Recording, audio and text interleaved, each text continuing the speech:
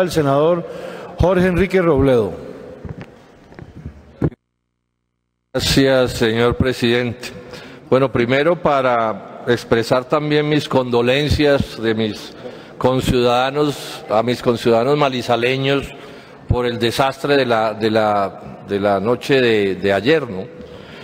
Estamos hablando de que ya, según los últimos reportes, van 14 muertos, 9 desaparecidos, 70 viviendas desalojadas, o sea, un desastre para una ciudad relativamente pequeña como puede ser Manizales. A los familiares, a los amigos, a las gentes cercanas, a todos quienes han padecido esta tragedia, mis condolencias, ¿no? Mi expresión de solidaridad. Al mismo tiempo, llamar al gobierno municipal y al gobierno nacional a que respalde a esos compatriotas con toda diligencia y con todo rigor y seriedad. Y también el momento es propicio para hacer alguna breve reflexión sobre este asunto. Porque se dice que lo que ocurrió porque llovió mucho anoche en Manizales, y es cierto que hubo una precipitación bien importante y atípica, pero realmente lo que ocurre no ocurre porque llovió, porque es que la lluvia es parte de la vida de los países. Es más, no se cayeron todas las casas de Manizales, se cayeron ciertas casas en Manizales y los muertos están específicamente localizados.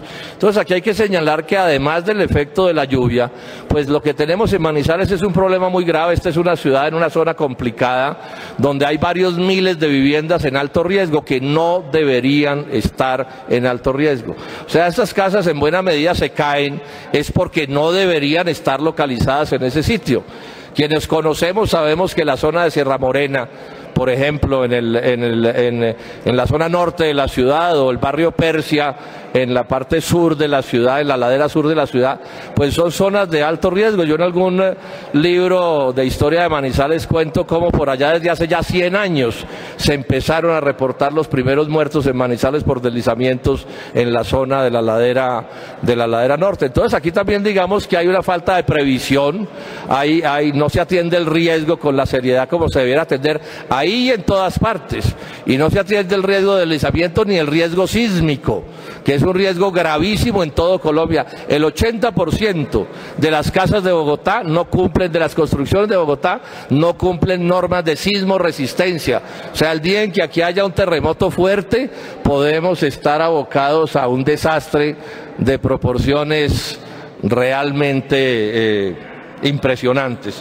Esa es una primera cosa que quería señalar en la constancia, señor presidente, y llamar al gobierno nacional y al municipal a que se tomen las medidas de corto, de mediano y de largo plazo para que Manizales deje de tener, digamos, un riesgo tan alto como el que está padeciendo, que, repito, es mitigable en la medida en que se trasladen viviendas de ciertos sitios y en la medida en que se tomen medidas sobre las laderas, cosa pues que no reduce el riesgo al 0%, pero sí se trata de reducirlo en proporciones importantes. Lo segundo es esto, para contarles a los senadores: la Comisión Quinta del Senado aprobó un debate con el ministro de Transporte sobre todo este escándalo de Odebrecht, y aprobó también utilizar un artículo de la Ley del Funcionamiento del Congreso, que es el artículo 6º y el artículo 236, que señala la posibilidad que tenemos las comisiones del Congreso de citar a cualquier persona natural o jurídica para que dé explicaciones sobre un determinado tema. Eso está perfectamente establecido en las normas. Entonces aprobamos una proposición, la Comisión Quinta, por iniciativa mía, citando, pues, o requiriendo mejor, emplazando, entre otros, al doctor Luis Carlos Sarmiento Angulo y al doctor Néstor Humberto Martínez Neira, para que respondan a unas preguntas que les vamos a hacer en relación con este escándalo de Odebrecht.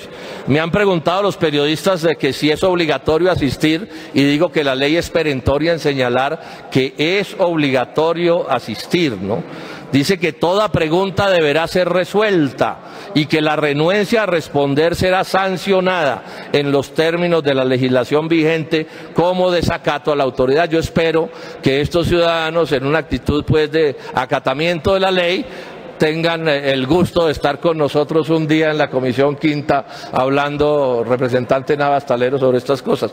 Y en tercer término, los invito a que lean la columna de Cecilia Orozco en el día de hoy del diario El Espectador, donde nos cuenta cómo, y esto es, si no estuviéramos en Colombia uno le parecería que es mentira, pero ella cuenta cómo en un pleito actuaron como abogados José Elías Melo, el que está acusado de los sobornos de Odebrecht, pues ser cómplice en los sobornos de Odebrecht, y actuó también el doctor Néstor Humberto Martínez, los dos defendiendo unos intereses de Corfi colombiano.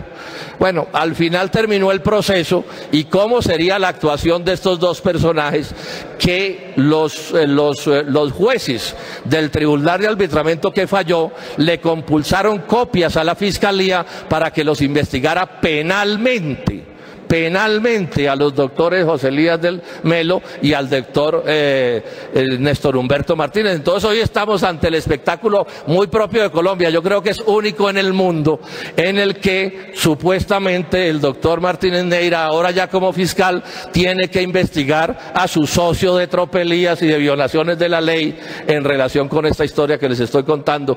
Cuenta muy bien la historia la periodista muy valiente como siempre y muy enterada, Cecilia Orozco, y entonces lo dejo como una constancia del absurdo en el que estamos viviendo. Estamos realmente viviendo en un absurdo. Un fiscal investigándose a sí mismo por las distintas acusaciones que se le han hecho e investigando a quienes son sus socios de atropellos y de violaciones de la Constitución y la ley, y aquí no pasa nada.